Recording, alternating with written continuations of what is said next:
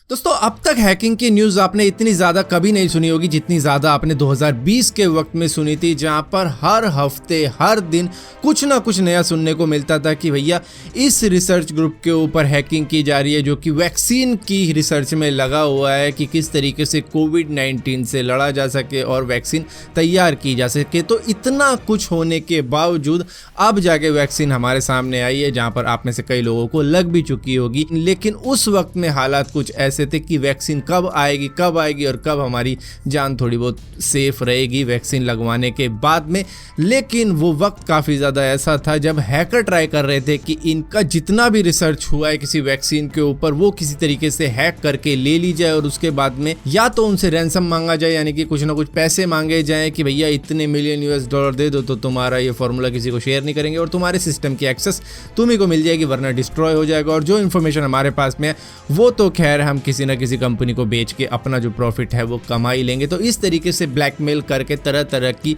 Hacking group ने पैसे कमाए भी थे और हुआ भी था। जहां पर दिसंबर के वक्त में 2020 के वक्त में सोलर विंड अटैक हुआ था, इसके बाद में कॉलोनियल पाइपलाइन का मई के अंदर ही अटैक हुआ था, JBS के ऊपर अटैक हुआ था और बहुत सी बड़ी बड़ी कंपनीज के ऊपर हैकिंग अटैक हुए थे। हालांकि इनका कोई वैक्सीन से लेना देना नहीं था, लेकिन वैक्सीन का जो काम हो चुका था कि अब तो भैया वैक्सीन के फॉर्मूला सभी ने तैयार कर लिए हैं, सभी वैक्सीन बना ही रहे हैं। तो यहाँ पर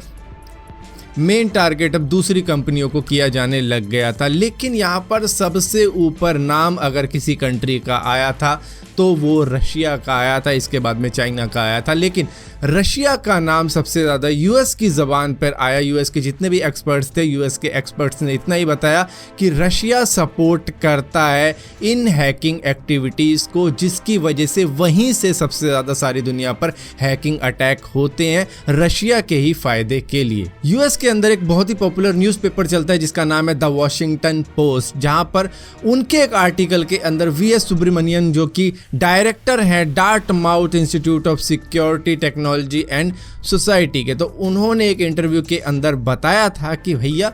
ये जो चीज़ें रशिया करवाता है, दरअसल वहाँ पर रशियन हैकिंग ग्रुप को सपोर्ट मिलता है और रशिया के अंदर हैकर्स का एक सेफ हेवन है। मतलब उनके लिए वो एक ऐसी जन्नत है जहाँ पर वो कुछ भी करें उनको सब अलाउड है, लेकिन वो दूसरे देश पे करें। ऐसा नहीं कि अपने ही देश पे अगर वो हैकिंग अटैक कर रहे हैं तो वो वैसे हैकर हैं जिनको अरेस्ट करके जेल में डाला जा सकता है, लेकिन अगर वो दूसरी कंट्रीज़ पे अटैक कर रहे हैं तो उनसे कोई भी लेना देना नहीं है रशिया को कोई मतलब नहीं है कि किसी देश के ऊपर अटैक हो रहा है नहीं हो रहा, वो जाने उनका काम जाने, हम अपना काम कर रहे हैं, तुम अपने देश को खुद बचाओ। और बाकी के जितने भी हैकर वहाँ पर काम करते हैं उनको इतनी ज़्यादा टेंशन कुछ लेने की ज़रूरत पड़ती नहीं जब तक वो रशिया के ही ऊपर अटैक ना कर दें। दरअसल रशिया के अंदर होता है क्या है, वो एक फॉर्मर हैकर ने बताया था जो कि अब एक एनालिस्ट बन चुका है। दरअसल उनका मानना ये था कि हैकिंग की क्यों जाती है, हैकिंग इसलिए की जाती है कि एकदम से ही ज़्यादा से ज़्यादा पैसा कमाया जा सके, जो कि ब्लैक हैट हैकर का मेन काम होता है। हालांकि अगर आप वाइट हैट हैकर भी हो तो भी आपका मेन मोटिव पैसा ही आएगा, क्योंकि वहाँ पर वो बड़ी बड़ी कंपनियों को बचा रहा है तो वहाँ पर पैसा तो उसको मिल ही रहा है, बेशक से उतना ना मिलता हो जितना ये ब्लैक हैट हैकर्स को मिल जाता है। दरअसल इन्होंने बताया कि जब वो इंफॉर्मेशन सिक्योरिटी कॉलेज में पढ़ा करते थे तब उन्होंने देखा कि बहुत वेल एजुकेटेड रशियन हैकिंग के अंदर जा रहे थे, क्योंकि यहाँ पर पैसा बहुत ज़्यादा था और वो इसी वजह से साइबर क्राइम की दुनिया में गए और रिस्क कम था। क्योंकि रशिया के अंदर अगर आप वही बात रशिया को टारगेट नहीं कर रहे, किसी और कंट्री को टारगेट कर रहे हो तो आप साइबर क्रिमिनल नहीं हो। और यहाँ पर बहुत से एक्सपर्ट्स का मानना ये भी है कि ज़्यादातर जितने भी रशियन हैकर्स होते हैं वो वहाँ पर उनके लिए भी काम करते हैं, जहाँ पर अगर किसी देश से उनको एक बढ़िया इंफॉर्मेशन निकल सकती है रशिया के लिए, रशिया के फ़ायदे के लिए, तो वो उनसे भी काम लेते हैं। यहाँ तक कि इजराइल के बारे में तो आपको पता ही होगा कि उनकी खुद की साइबर अटैक आर्मी मौजूद है, जो कि किसी भी देश के ऊपर अगर चाहे तो अटैक करके वहाँ से इंफॉर्मेशन वगैरह जो भी है निकाल सकती है, या फिर किसी देश को मतलब थोड़ा बहुत हिलाना हो। जैसे कि कॉलोनियल पाइपलाइन के ऊपर जो अटैक हुआ था वो यहाँ पर खैर किसने किया था उसके बारे में तो बात करेंगे ही, लेकिन